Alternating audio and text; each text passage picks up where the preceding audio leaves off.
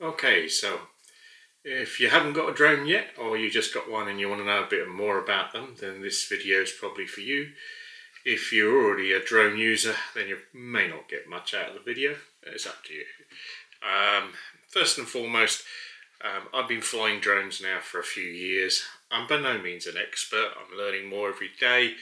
Though I did do a qualification, mainly because you have to when you get the bigger drones. And there are rules and guidelines available online, so I'll post links. So if you pardon the pun, I'm not going to drone on about them.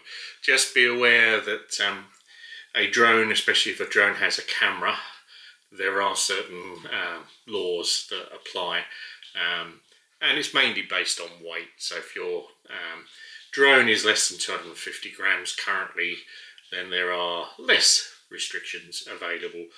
And it's up to you. I'm not here to police the drone world. I just want to explain a few things.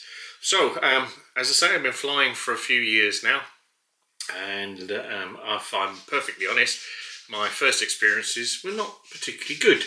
I have destroyed a couple of drones, and things have changed a lot since then. So, for example, this little thing was the very first drone that I flew.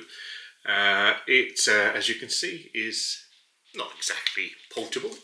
Has a camera on it, but it basically doesn't show you anything on the camera, so you can't see what you're recording until you get it back down to the ground. So it's not brilliant. And it has an equally compact little controller.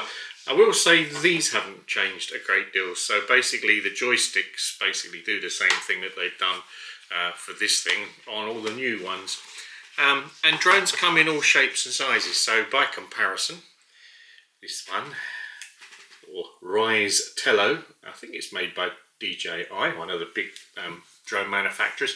That's my, what I would say is my little test drone. Believe it or not, despite the small size, it's a decent drone. It does all sorts of bits and pieces. It's got a camera on it. And you can fly it remotely. You use it through an app on your phone. It's a relatively cheap, it's about £100 or so. So if you want to get into something and fly drones yourself manually, that's the one that I use.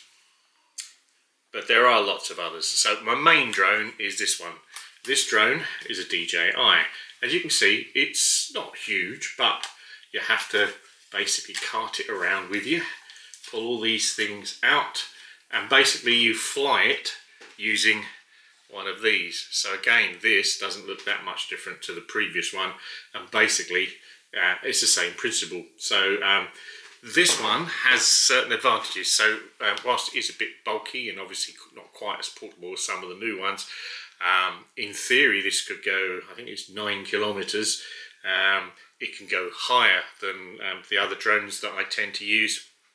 Camera's pretty decent on this one. This is, by the way, DJI Air 2, so it's a 4K camera. I think it has 8K in certain modes. And because it's over the 250 grams, this is actually 570 grams, I think. This one has certain restrictions. You'll hopefully see there's a little barcode, a QR code on it, which is basically required under the rules for those sort of sized drones. And then we go to the modern stuff. So things got a little bit more compact. So it's another one that I used to fly, a little camera on the front, to the point where you can now get that size drone. And you're thinking, well, okay, so this is a Hover Air X1. Look, it just opens up. These are brilliant. So if you think you need to spend an absolute fortune, or that you need to learn how to fly and do all sorts of technical things, you don't. This thing, although they do market it as a flying camera rather than a drone, that's a technicality, technically, this thing has 2 buttons on it and flies itself. So one button to turn it on and off and to send it up in the air. The other button is to choose the preset modes. Most of these drones, and I have a fair few of them, so this is the DJI Neo. This one you can fly manually as well, so that controller I showed you, this one, can be used with it, which gives you some more manual control. These are self-flying cameras, so they have different modes. So normal one's circle or orbit, bird's eye, and they just do them themselves. There's no need for you to do anything whatsoever other than push the button. That's the X1, and just recently, literally in the last few weeks, I got this one. This one has a little carry case, which also is a charger. So this one is brilliant because you can literally sling that over your shoulder, put that in here.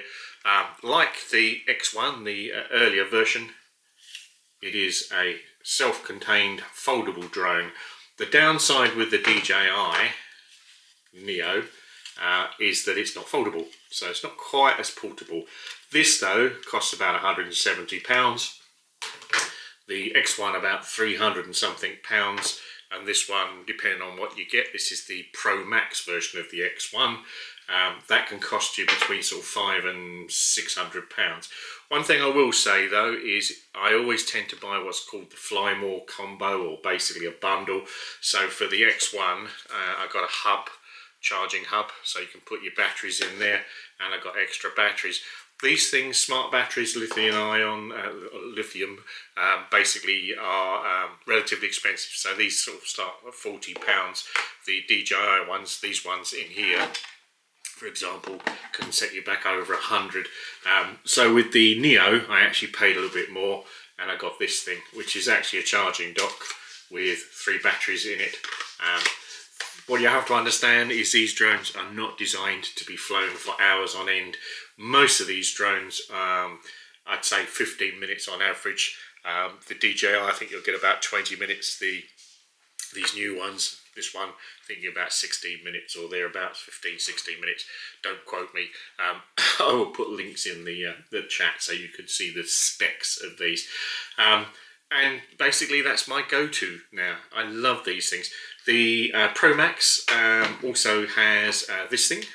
So this is like the DJI controller, that thing, but it's a bit more trendy, I think.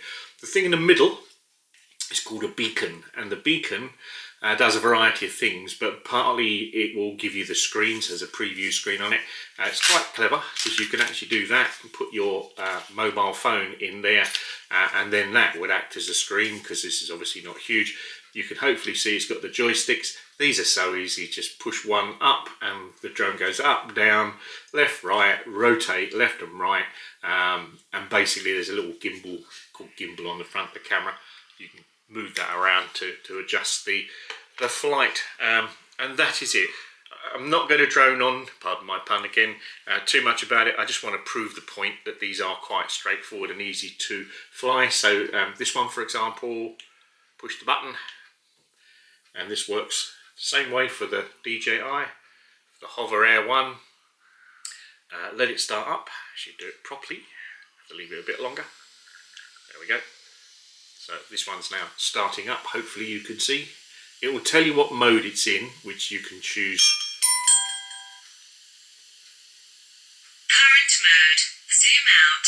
Zoom out. Okay, so that's the mode that it's in.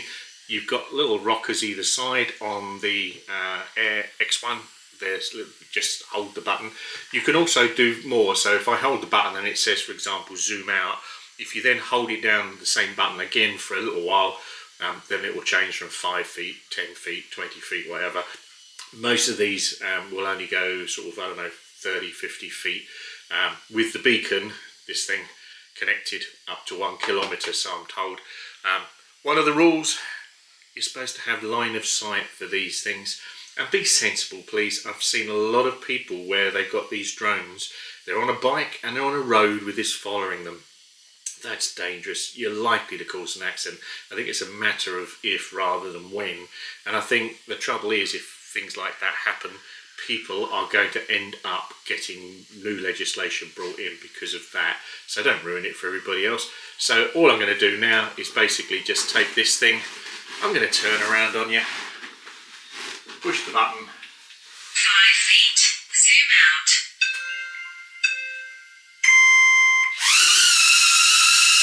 And that's it. It's flying all by itself. There is obstacle avoidance. The red light is telling me that it